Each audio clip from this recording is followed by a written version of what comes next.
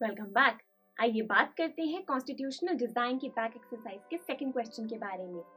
Friends, second question में हमसे कहा गया है कि साउथ अफ्रीका के केस में आखिर डेमोक्रेटिक कॉन्स्टिट्यूशन को एस्टैब्लिश करना इतना डिफिकल्ट क्यों रहा, इसके पीछे मेजर कॉन्फ्लिक्ट क्या था।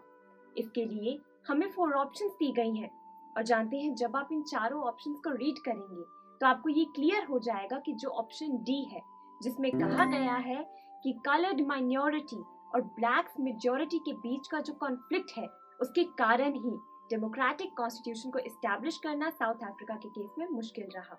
इसीलिए इस क्वेश्चन का राइट आंसर होगा option D. Friends, better understanding के लिए आप इसका रिटन सोल्यूशन जरूर विजिट करें। Thank you for watching.